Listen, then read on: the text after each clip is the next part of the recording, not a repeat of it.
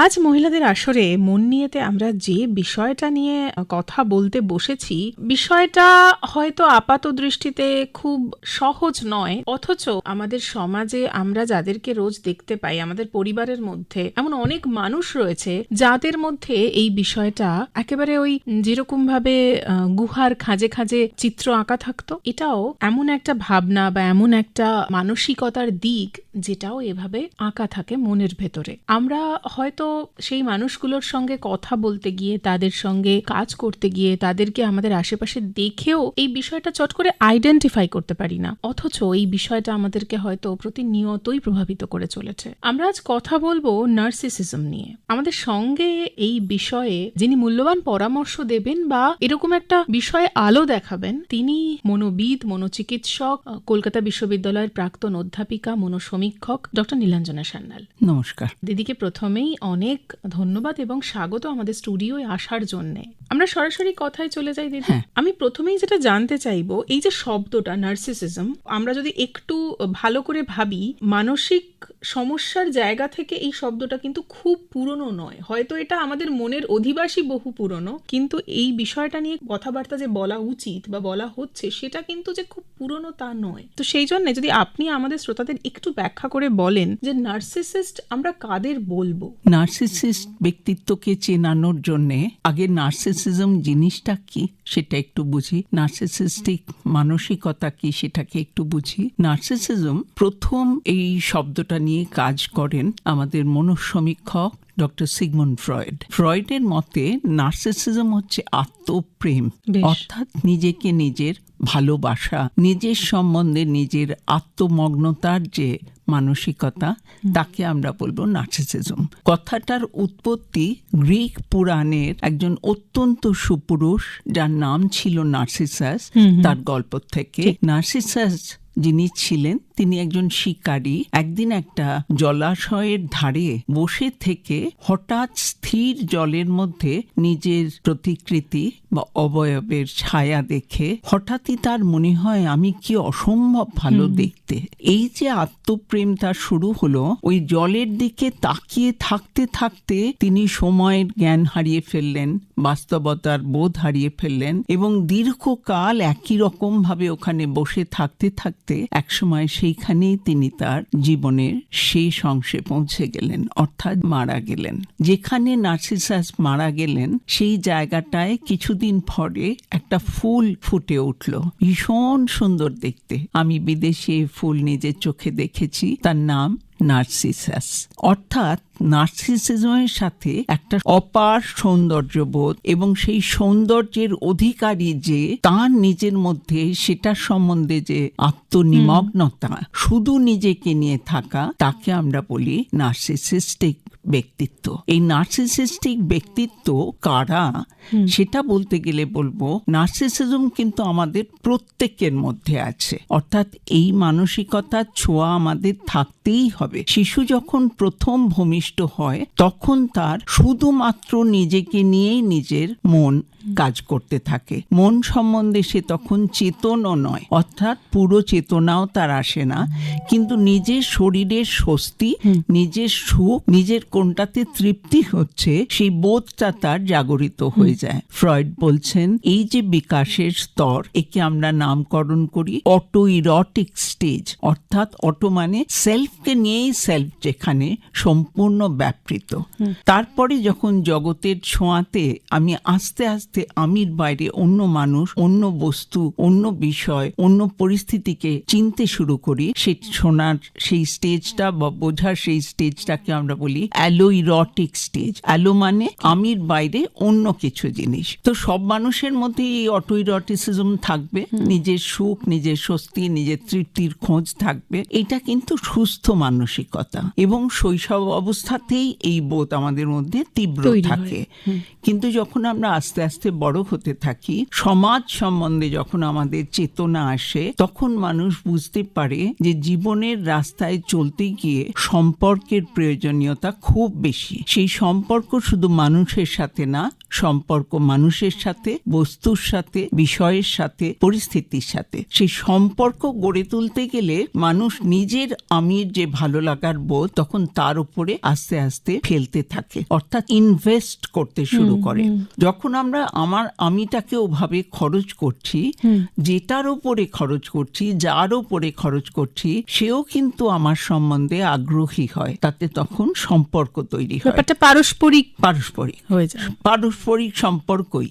অর্থাৎ আমি আমার ভালো লাগা, আত্মপ্রেম তোমাকে দিলাম, তুমি আবার সেটা আমায় ফেরত দিচ্ছ, কারণ তুমিও আমার সেই খুশিতে অংশীদার হচ্ছ।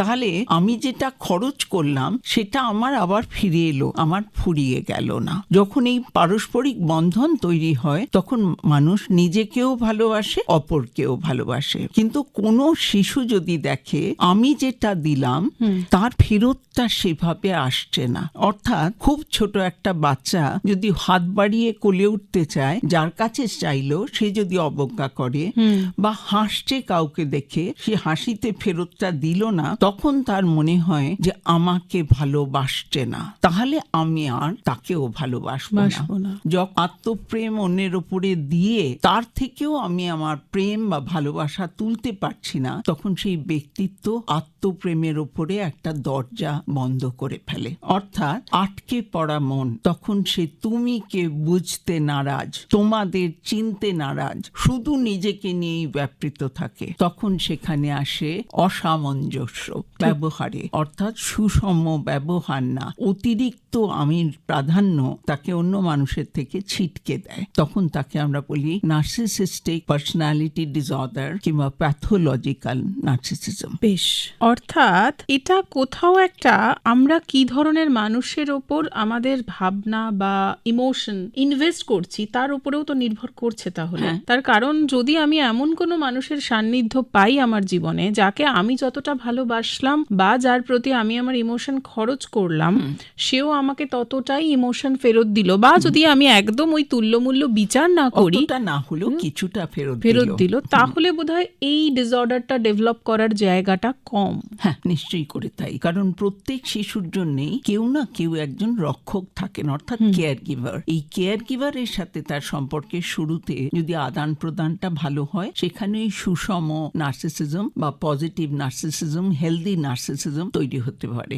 যে মুহূর্তে সেটা ব্যাহত হলো, সেখানেই সম্ভাবনা প্যাথোলজিক্যাল নার্সিসিজমের। বেশ, মানুষের আচরণ যখন আমাকে তৃপ্ত করে না, তখন আমি আমার দেওয়াটাকে বন্ধ করে ফেলি এবং আমি নিজেরকে একটা খোলসের মধ্যে ঢুকিয়ে ফেলে সেটাকে, তখন এখানেও কোথাও একটা আত্মপ্রেমটা কিছুটা রক্ষকের কাজই তো করছে, কারণ সে তো কিছুটা এইভাবে ভাবছে যে ঠিক আছে তোমাকে কেউ ভালোবাসলো না, তো আমি তোমাকে ভালোবাসছি।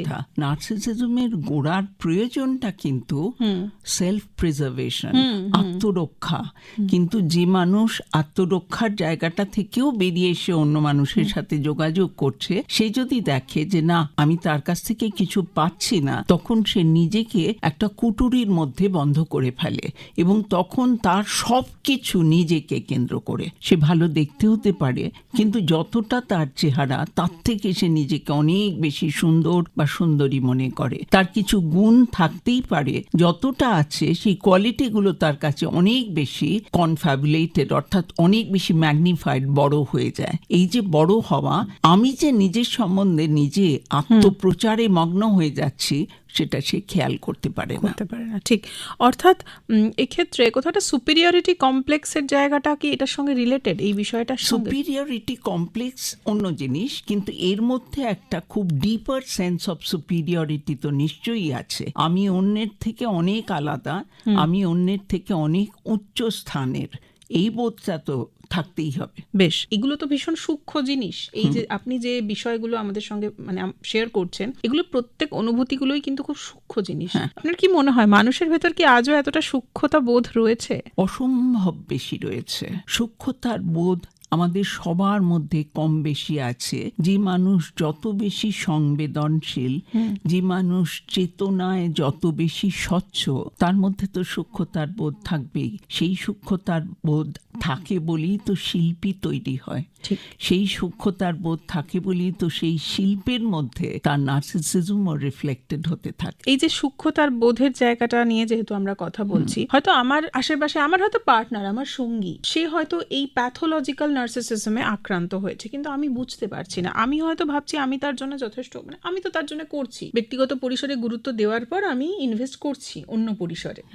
এবার সেই আমার সঙ্গীটি, তার মনে হচ্ছে আমি তার জন্য যথেষ্ট করছি না। এবার আমি সেটা বুঝতে পারছি না সে কতটা চাইছে। সেই মাপকাঠির জায়গাটা দুজনের কাছেই পরিষ্কার নয়। এক্ষেত্রে তো নার্সিসিজম ডেভেলপ করে গেলেও আমি হয়তো ধরতে পারবো না। মূল জিনিসটা হচ্ছে সমাজে যখন নিজেরা আমরা নিজেদের প্রতিষ্ঠিত করি, তখন কিন্তু সেখানে সম্পর্কের জায়গা আসতে বাধ্য।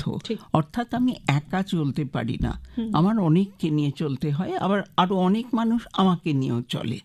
কখনো আমি প্রধান, কখনো অন্য মানুষ প্রধান, পরিস্থিতি অনুসারে। কিন্তু যারা এই আমিত্বের মধ্যে আটকে যায়, তারা তো অন্য মানুষকে কোনোভাবেই প্রাধান্য দিতে রাজি নন, মন তার রাজি না।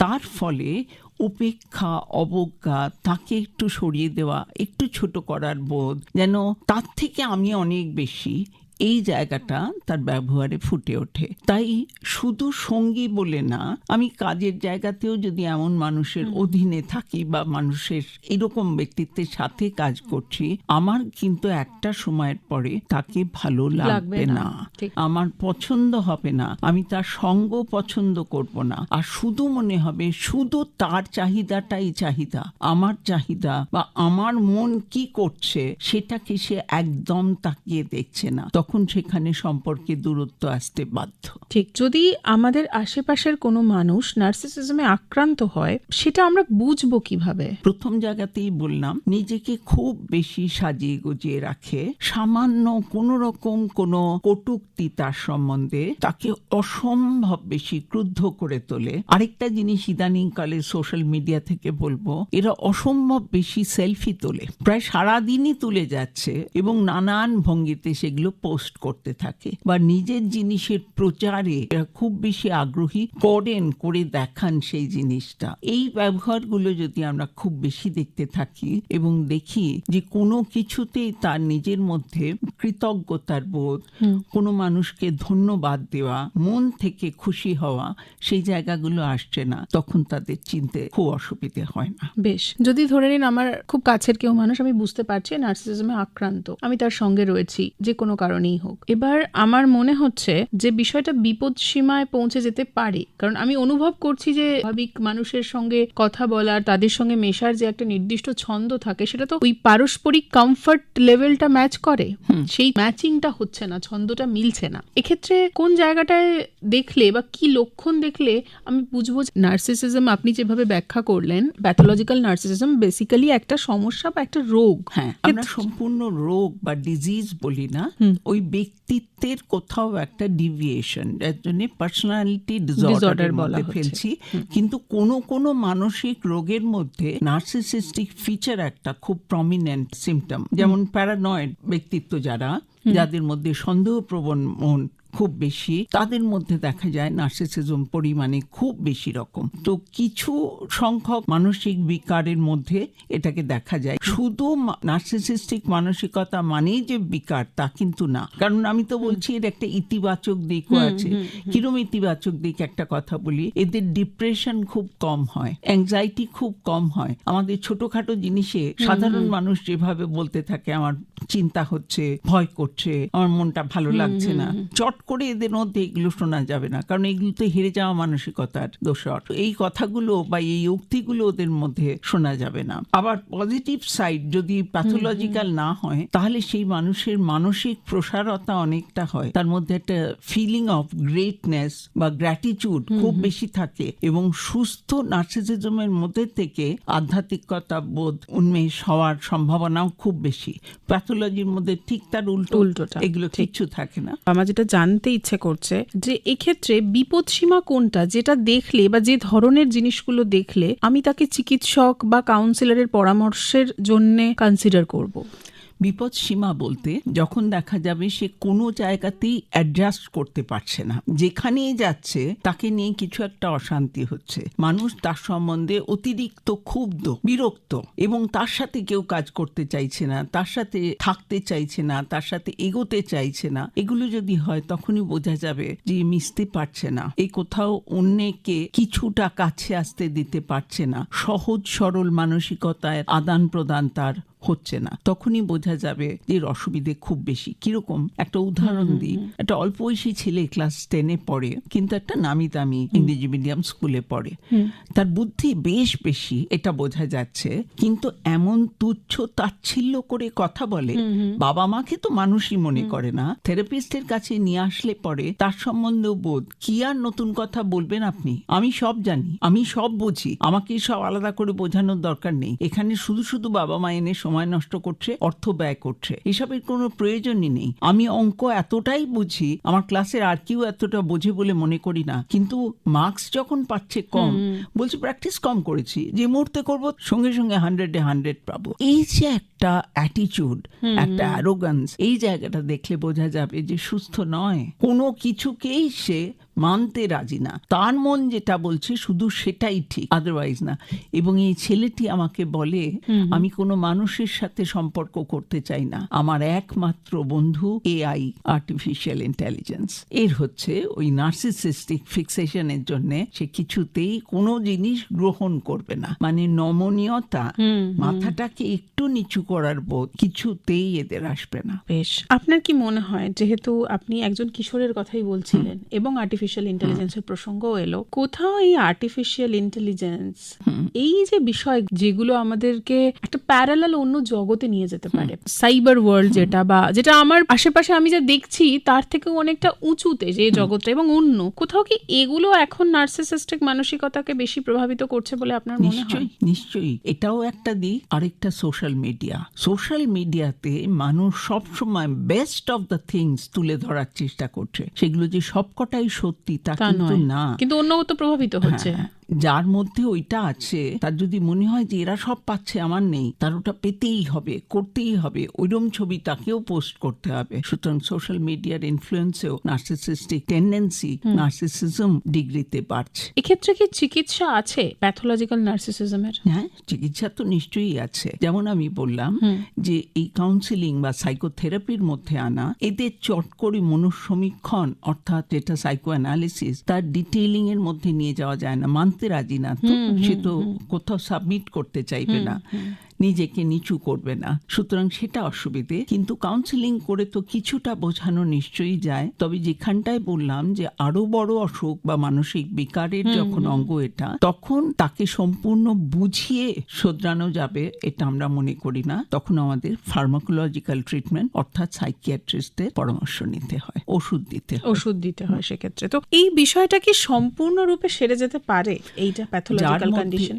যার মধ্যে প্যাথোলজিক্যাল নার্সিসিজমের সূত্রপাত হয়ে গেছে, সে সেটার থেকে সম্পূর্ণ মুক্ত হবে এ কথা মনে করি না, কারণ এটা মনের একটা গড়ন, একটা ধরন, তার থেকে সম্পূর্ণ নিজেকে বার করে এনে অন্য জায়গাটায় দাঁড়াতে পারবে এটা হয় না। তার ডিগ্রি কমানো যেতে পারে, প্রকোপ কমানো যেতে পারে, নিয়ন্ত্রণে থাকতে পারে। আমরা বলি ঋতু পরিবর্তনের মতো মনও পরিবর্তনশীল মাঝে মাঝে, কারণ অ্যাকচুয়ালি একটা মানুষকে তো অনেক কিছু ফেস করতে হয়, অনেক কিছু ডিল করতে হয়, অনেক ধরনের অভিজ্ঞতার মধ্যে দিয়ে যেতে হয়। আপনি যেটা বলছিলেন নমনীয়তা, কমনীয়তা, এই বিষয়গুলো অনেকটা পারস্পরিক, মানে আমি যদি নমনীয় ট্রিটমেন্ট পাই বা আমার আশেপাশের মানুষগুলো যদি আমাকে সফটলি ডিল করে, তখন বোধহয় সফটনেস ভেতরে কিছুটা তৈরি হতে পারে। কিন্তু আমার আশেপাশে সকলেই যদি আমাকে কোনো না কোনো কারণে রুক্ষ ব্যবহার করে, রুক্ষতার আমি সারাদিন রুক্ষতার মধ্যে দিয়ে যাই, তখন আমার ভেতরেও তো একটা রুক্ষতা তৈরি হয়ে যায়। একটা ছোট্ট কথা বলি, নার্সিসিজম এইভাবে তৈরি হয় কি করে আমাদের ভেতরে?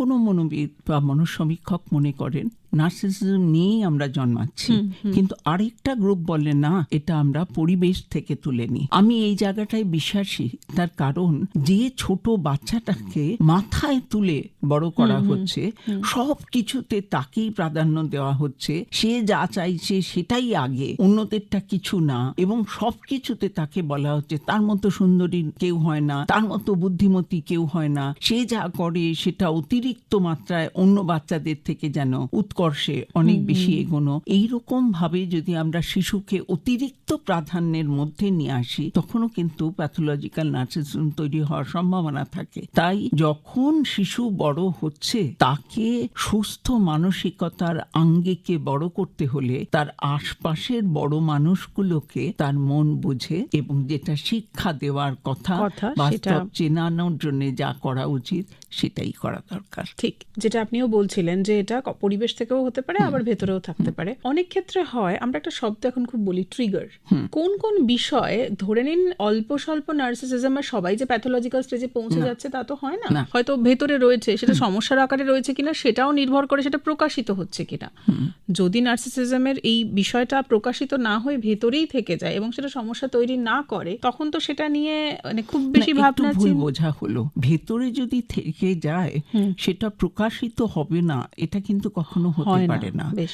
নিজের ভেতরে থেকেও তাকে ইতিসুরের মধ্যে যদি আমি বেঁধে রাখতে পারি, সেটাও এক ধরনের তো সুস্থ নার্সিসিস্টিক অ্যাটিটিউড বা ফিলিংস আমাদের। সুতরাং সেইখানটাকে আমরা ভুল বলবো কেন? সেটা তো ভুল নয়। যখন সেটা মাত্রাতিরিক্ত হয়ে যাচ্ছে এবং অন্যকে বিব্রত করছে, তখন সেটা আমাদের কনসার্ন পয়েন্ট, তখন চিকিৎসার প্রশ্ন ওঠে। বেশ, বাইরের কোন কোন বিষয় ট্রিগার করতে পারে বলে আপনার মনে হয়? একটা জিনিস হচ্ছে, যদি অতিরিক্ত তুলনামূলক বিচারে কাউকে বারে বারে আঘাত করা হয়, অর্থাৎ আর সবাই ভালো, তুমি খারাপ। আমরা খুব ছোটতে কিন্তু পরিবারের মধ্যেই শুনেছি, ও বাড়ির ছেলেটা লেখাপড়ায় ভীষণ ভালো, এ বাড়ির মেয়েটা অত্যন্ত বাধ্য, তোমার মতো বাঁদর কেউ না। আমাদের সময় তো এগুলো বলা হতো। এখন তো সব একটা একটা করে সন্তান বাড়িতে, সুতরাং তাদের নেগেটিভ কথা মূলত কিছু বলাই হয় না, অতিরিক্ত ভালোটা বলা হয়। তো ট্রিগার পয়েন্ট হচ্ছে, যদি কেউ অতিরিক্ত বেশি এই তির্যক মনোভাবের শিকার হয়, অতিরিক্ত বেশি তুলনামূলকভাবে তাকে নিচু করার প্রবৃত্তি মানুষের মধ্যে বেশি থাকে, কোনো কারণে যদি মনে হয় তাকে বাদ দিয়ে অন্য সবাইকে প্রাধান্য দেওয়া হচ্ছে, তখন কিন্তু এই ধরনের স্টিমুলেশন গুলো তাকে ট্রিগার করতে পারে। সে জেদি হয়ে নিজের ওই আমিটার মধ্যে আটকে পড়তে পারে। তার মানে নার্সিসিজম অ্যাকচুয়ালি মানুষ যখন তার শুধু নিজের একটা কুটুরিতে আটকে পড়ছে, মানে আমির মধ্যে আটকে পড়া। আচ্ছা, যারা এই আমির মধ্যে আটকে পড়ছেন, তারা কি কোনোভাবে এটা রিয়েলাইজ করেন তাদের এই আচরণগুলো তার আশপাশের মানুষের ক্ষতি করছে? না, বারে বারেই তো বলছি, ইনসাইট যে কথাটা আমরা ব্যবহার করি, অর্থাৎ নিজেকে নিজের চেনার মতো বোধ, এটা ওদের খুব কম থাকে। তাই বেশিরভাগ ক্ষেত্রে বুঝতেই পারে না আমি কি করছি যেটা অন্য মানুষকে বিব্রত করছে। চোখে আঙুল দিয়ে দেখিয়ে দিলেও তারা মানতে রাজি হয় না। বুঝতে পেরেছি। অর্থাৎ এই ধরনের মানুষ যদি পরিবারে থাকে, পরিবারের মানুষের মধ্যে আমরা যদি এই লক্ষণগুলো বুঝে চিনে উঠতে পারি, তাহলে তাদের সঙ্গে আমাদের কিভাবে ডিল করা উচিত? যদি প্রথম অবস্থাতে এগুলো আমরা বুঝতে পারি যে মনটা তার অন্যদিকে ঝুঁকতে শুরু করেছে, তখনই তাকে কোনো চিকিৎসকের কাছে নিয়ে এলে সেটা বোঝানো যেতে পারে, বা পরিবারের বড়রা যারা থাকেন তারা খেয়াল করলে তাকে নিয়ে যদি অত্যন্ত ভালোভাবে, অর্থাৎ একটুও বকাঝকা না করে যদি বোঝান যে তুমি কিন্তু এরম করছো, এরম বলছো, সবাই তোমার সম্বন্ধে এরম মন্তব্য করছে, আমাদের খারাপ লাগছে শুনে, তোমার জিনিসগুলো অন্যরকম হয়ে যাচ্ছে, তুমি একটু বোঝার চেষ্টা করো, একটু লক্ষ্য করো তুমি এরম করছো, এগুলো ধরিয়ে দেওয়ার চেষ্টা করলে অনেক সময় আস্তে আস্তে কিছুটা কমতে থাকে। এটা বিপদ সীমার মধ্যে চলে যায় না। অর্থাৎ অনেক তাড়াতাড়ি আমাদের সচেতন হতে হবে। তার থেকেও বড় কথা, ওদের কাছে যেটা শেখানো দরকার সেটা হচ্ছে, যে কোনো মানুষ যদি আমিত্বের মধ্যে আটকে পড়ে, তার কিন্তু একসময় মানসিকতার মধ্যে একটা শ্বাসরুদ্ধ অবস্থা, অর্থাৎ একটা সাফোকেশন আসবে। কেউ তোমাকে নেবে না, কেউ পছন্দ করবে না, কেউ তোমার সাথে সময় কাটাতে আগ্রহী হবে না, তুমি একা হয়ে যাবে। সেটা যদি চেনানো যায়, তখন তার থেকে মানুষ কখনো কখনো নিজেকে পরিবর্তিত করে, কিন্তু সেটা গোড়ার দিকেই ধরতে হবে। অনেকটা এগিয়ে গেলে তখন কিন্তু পারা খুব কঠিন। বেশ, আমাদের অনুষ্ঠানের অনুষ্ঠানের সময় প্রায় শেষের দিকে। আমরা আজকে কথা বলছিলাম নার্সিসিজম নিয়ে, অর্থাৎ যেটা সুস্থ নার্সিসিজম সেটাকে আমরা আত্মনিমগ্নতা, আত্মপ্রেম, এইগুলো যদি ইতিবাচক, যেটা দিদি বারবারই বলছিলেন, এগুলো যদি ইতিবাচক বিষয়ের মধ্যে আমরা এটাকে আবদ্ধ রাখতে পারি বা তাকে আমাদের ভেতরে ইতিবাচক দিকে এটাকে চ্যানেলাইজ করতে পারি, তাহলে এটা কোনোভাবেই আমাদের ক্ষতি অসুবিধে সৃষ্টি করবে না এবং আমাদের আশেপাশের মানুষের জন্যও সেটা ক্ষতিকর হবে না। শেষ একটা কথাই জানতে চাইবো, আজকাল আমাদের যে আড্ডা বা মেশার প্রবণতা অনেকটাই কমেছে, কারণ সোশ্যাল মিডিয়া, স্বাভাবিক সোশ্যাল মিডিয়াতেও আমরা এই আড্ডাটা নিয়ে মানুষের ফেলছি, কাজের নেচারও বদলে গেছে এবং মানুষ বোধহয় বেশিক্ষণ কাজও করছে, ওয়ার্ক কালচারটা বদলে গেছে এবং কাজ করতেই হবে, অতিরিক্ত কাজের মধ্যে নিজেই আটকে থাকছে, মিশতে পারছে না। কিন্তু শেষ কথাতে বলতে গেলে আমি একটা জিনিস বলতে চাই, জীবন মানে কিন্তু সকলের জন্য সুখের খোঁজ, আর জীবন চলা মানে দুঃখ সওয়া। এই জীবনের সুখ দুঃখ মিলিয়ে যে চলার পথ, তার জন্য কিন্তু পারস্পরিক সম্পর্কের সৌহার্দ্য যে কোনো মানুষের জন্য অত্যন্ত জরুরি। আমার সুখ দুঃখে আমার পাশে আরো মানুষ আছে, সেটা সহ্য তখন করা সহজ হয়। কিন্তু যে মানুষ আমিত্বের প্রাচীর নিজের মনের চারিপাশে তুলে ধরে, তার কিন্তু চেতনার গভীরে একাকিত্বের কান্না ভীষণ তীব্র হয়ে যায় এবং তার যে চেতনার রং সেটা ধূসর এবং জমি থাকা কান্না তাকে তার মধ্যে থেকেও বেরিয়ে আসতে দেয় না, কারো কাছে পৌঁছতে দেয় না। সেটা অত্যন্ত দুঃখের। ঠিক। কারণ যদিও ব্যক্তি হিসেবে আমরা একক হলেও আমাদের কিন্তু সম্পর্ক বা পরিবারের প্রয়োজন হয় বাঁচার জন্য। কোনো মানুষই একেবারে একা চলতে পারে না। যদিও আজকাল একা চলা এবং একাকিত্বকে আনন্দের সঙ্গে অ্যাকসেপ্ট করা, সেটারও একটা ভাবনা, সেটা অন্যরকম জিনিস। আমি যেখানে একাকী হতে চাইছি সেখানে আমার মন আরেকজনকে পাচ্ছে না বলে কষ্ট পাচ্ছে না, আমি তো সেটা উপভোগ করছি। কিন্তু যেখানে একাকিত্ব কাম্য না, সেখানে শুধু আমিটাকে নিয়ে একটা জায়গায় বন্ধ হয়ে থাকতে গেলে তার কান্না শোনার মানুষও নেই। ঠিক। অর্থাৎ একাকিত্ব যদি উপভোগ করা যায়, নিজের ভেতর এই যে আমিকে যদি উপভোগ করা যায়, ততক্ষণ পর্যন্ত এটা ঠিক আছে। কিন্তু আমির বাইরের যে পৃথিবীটা, তাকেও যদি আমরা সমানভাবে অ্যাকসেপ্ট না করতে পারি, ভালো না বাসতে পারি, বা নিজেদেরকে, দিদি যেটা শুরুতেই বলছিলেন, ইনভেস্ট না করতে পারি, তাহলে বোধহয় বেঁচে থাকায় স্বাদও কমে যায় অনেকটা। নিশ্চয়ই। অনেক ধন্যবাদ দিদি। একটা গুরুত্বপূর্ণ বিষয়, একটু কম আলোচিত বিষয় নিয়ে আজ আমরা কথা বললাম। আপনি আমাদের শ্রোতাদের অনেক মূল্যবান পরামর্শ দিলেন, আপনার মূল্যবান সময় থেকে আকাশবাণীকে দিলেন। অনেক ধন্যবাদ দিদি। নমস্কার।